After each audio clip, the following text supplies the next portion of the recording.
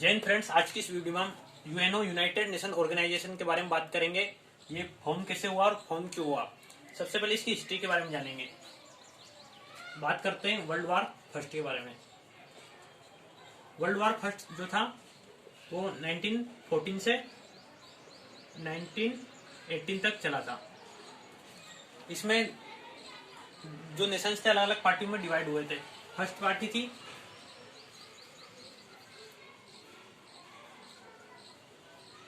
Central power और second थी allies power. Central power में कौन कौन सी कंट्रीज थी? Germany, Austria,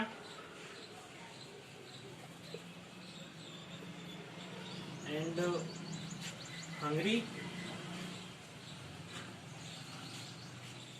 and Turkey. और जो एलाइज पावर थी इनमें थी ब्रिटेन, इटली, यूएसए, जापान,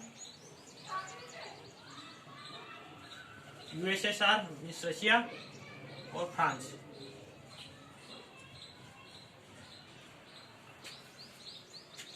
इस प्रथम वर्ल्ड वार में जो जर्मनी थी इसकी हार हुई थी और इसको आत्मसमर्पण करना पड़ा था।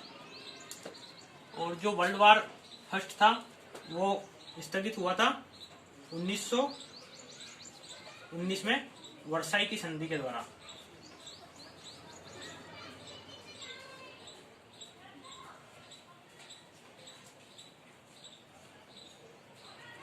और जो 1920 में जो अमेरिका के तत्कालीन राष्ट्रपति थे वुडरो विल्सन, उन्होंने 1920 में एक ऑर्गेनाइजेशन की स्थापना की थी, नेशंस ऑफ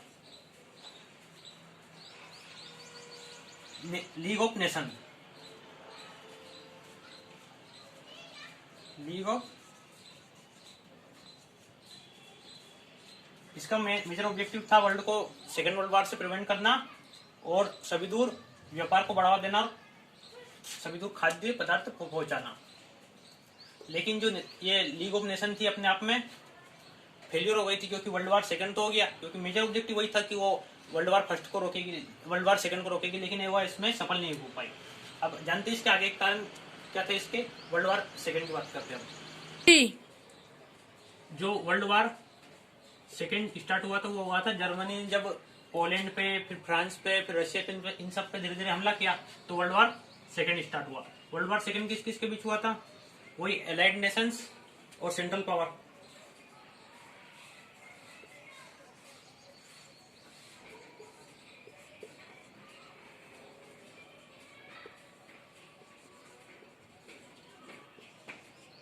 सेंट्रल पावर में कौन कौन से थे?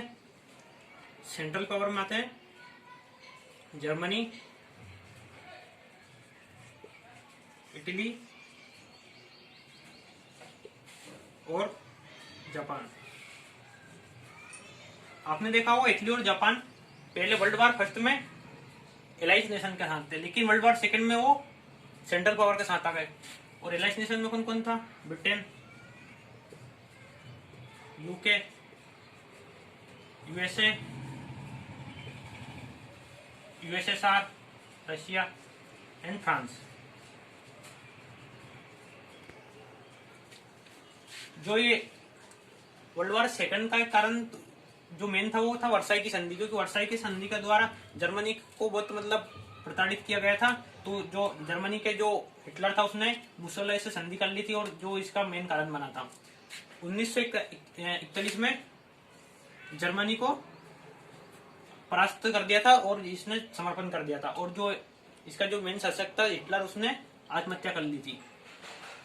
और 1941 में जर्मनी बाहर हो गया, लेकिन जब 1945 में जापान में यूएसए और यूके ने हमला करने की सोची तो यूएसए ने जापान पे 2 परमाणु बम गिराए थे। पहले गिराया था लिटिल बॉय और उसके बाद फेटमैन। जो ये लिटिल बॉय बम गिराया था ये गिराया था 6 अगस्त 1945 को।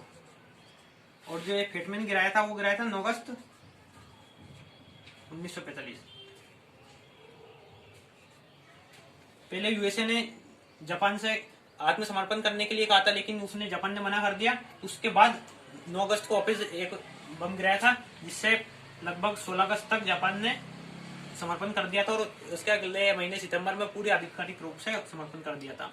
इससे लाखों लोगों की जान गई थी जापान में, और बहुत सारे धीरे धीरे जहर से, उसके जो एटम बम का जहर रहता है उससे धीरे धीरे मरते रहते। और उसके बाद में फिर अक्टूबर 1945 में जो अमेरिका के प्रेसिडेंट थे यूएसए के, उन्होंने स्थापना करी थी यूएनओ की, यूनाइटेड नेशंस ऑर्गेनाइजेशन। अब हम बात करेंगे यूनाइटेड नेशंस ऑर्गेनाइजेशन के बारे में। जो ये यूएनओ है वो 24 अक्टूबर 1945 को फॉर्म हुआ था, और इसमें 193 कंट्रीज ने हस्ताक्षर कर दिए। और जो यूएनओ, इसमें 60 लैंग्वेजेस को मान्यता प्राप्त है: रशियन, चाइनीज, इंग्लिश, स्पेनिश, अरबी एंड फ्रेंच। और जो यूएनओ का जो फ्लैग है वो, उसमें जो ये वर्ल्ड है, वर्ल्ड मैप, और साथ में उसमें राउंड में जो ओलाइव ट्री रहता है उसकी जो शाखाएं रहती है वो ऐसे बनाई गई है। बीच में वर्ल्ड मैप, साइड में ओलाइव, जो जैतून का पेड़ रहता है ना, उसकी टहनियां मतलब पत्तियां उसमें साइड में से। इसका यूएनओ का, अब इसके आगे यूएनओ के जो 6 पार्ट होते हैं, जनरल असेंबली, ट्रस्टीज काउंसिल, सबके बारे में बात करते हैं। जो ये यूएनओ है इसके 6 पार्ट है: जनरल असेंबली, महासभा, ट्रस्टीज काउंसिल, न्याय सभा, इंटरनेशनल कोर्ट ऑफ जस्टिस, अंतर्राष्ट्रीय न्यायालय, सेक्रेटरिएट सचिवालय, इकोनॉमिक एंड सोशल काउंसिल, आर्थिक एंड सामाजिक परिषद, सिक्योरिटी काउंसिल, सुरक्षा परिषद। जो जनरल असेंबली में जितनी कंट्रीज है उतनी पूरी यूएनओ की कंट्रीज के बराबर है। जनरल असेंबली में 193 कंट्रीज है, यूएनओ में भी 193 कंट्रीज है। जो ये इंटरनेशनल कोर्ट ऑफ जस्टिस है, इसका न्यायालय हेग में है। एंड जो ये सिक्योरिटी काउंसिल है, इसमें 15 कंट्रीज रहती है, जिसमें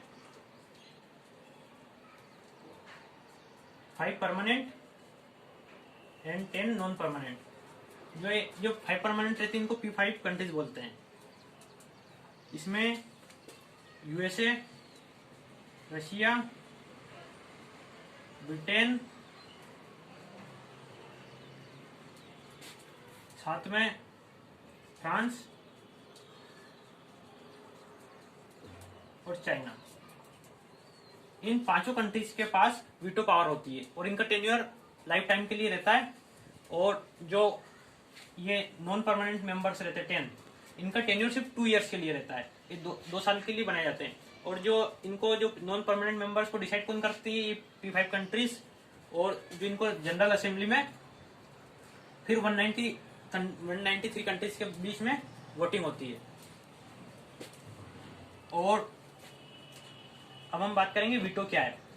अगर कोई सा भी बिल पास हो जाता है इसमें जनरल असेंबली में, अगर कोई भी इन P5 कंट्रीज में मना कर देता है कि मुझे ये बिल पसंद नहीं है, तो वो वीटो कर देगा। तो इससे बिल भले ही 192 कंट्रीज इसमें सहमत हो जाए, लेकिन अगर एक भी कंट्री सहमत नहीं होगी तो वो बिल पास नहीं होगा।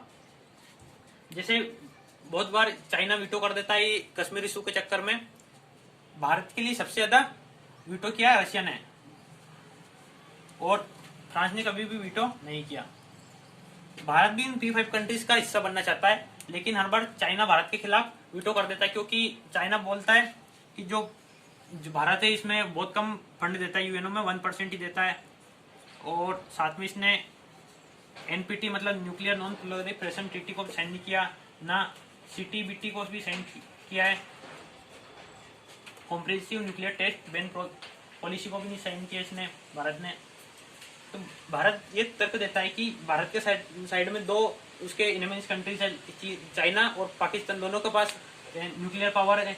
और अगर भारत को कोई न्यूक्लियर हमला कर देगा तो फिर भारत को जवाब में तो कुछ करना पड़ेगा। और भारत ने ये भी बोला है कि वो पहले किसी पे भी हमला नहीं करेगा न्यूक्लियर वेपन्स पे। अगर जिन कंट्रीज के पास न्यूक्लियर वेपन्स है नहीं है, उन पर भारत कभी हमला ही नहीं कर पाएगा, क्योंकि Bharat non first use policy का यूज मानता है कि मैं कभी भी जो एटॉमिक बम से इनका किसी भी दूसरी कंट्री पे हमला नहीं करूंगा पहले, लेकिन जवाबी अटैक में कर सकता। इसलिए और जो ये सिटी-बिटी है कि आप जमीन पे, आकाश में, धरती पे कहीं पे भी न्यूक्लियर टेस्ट नहीं कर सकते, लेकिन भारत में जब पोखरण में टेस्ट किया था वो जमीन के अंदर किया था, तो इसको भी थोड़ा साथ में। और भारत ये इसमें स्वास्थ्य में WHO को, वर्ल्ड हेल्थ ऑर्गेनाइजेशन को, जो इसका ही पार्ट है, उसको बहुत सारा फंड दे देता है इसे भारत। और साथ में भारत जो यूएनओ बना था उसके फाउंडर कंट्री में भी है, क्योंकि जब 1945 में यूएनओ बना था तो बहुत कम ही देश जानते थे, देश इसका बहुत सारे देशों को इसके बारे में पता नहीं था, लेकिन भारत फाउंडर कंट्रीज में से एक है। और उस समय भारत गुलाम था, इसलिए भारत को बनाने की मांग चल रही इसमें P5 कंट्रीज में, लेकिन हर बार चाइना अड़ंगा अड़ा देता है। और साथ में ब्रिटेन भी ये बोल रहा है कि हम तुमको इसका P5 का हिस्सा बना लेंगे, लेकिन वीटो पावर नहीं देंगे। वीटो पावर के तो कुछ मतलब ही नहीं P5 का हिस्सा बनना। और आगे हम बात करेंगे जो G4 नेशंस की। G4 नेशंस कौन कौन से जो ये P5 का हिस्सा बनना चाहते हैं? इसका प्रबल दावेदार है इंडिया, फिर अलग 3 देश है, जापान, जर्मनी और ब्राजील। ये भी P5 का हिस्सा बनना चाहते हैं, इनको ग्रुप ऑफ 4 बोलते हैं। हम नेक्स्ट वीडियो में इसके आगे की और जो ये सिक्योरिटी काउंसिल होती है इसको विश्व का पुलिसमैन और इसको विश्व की लघु संसद बोलते हैं, जनरल असेंबली को। आगे की वीडियो में हम WTO, WHO इन सब के बारे में जानकारी प्राप्त करेंगे। और इसका यूएनओ का मुख्यालय वो है न्यूयॉर्क में, और जो लीग ऑफ नेशन थी उसका मुख्यालय था जिनेवा में, स्विट्जरलैंड। Thank you.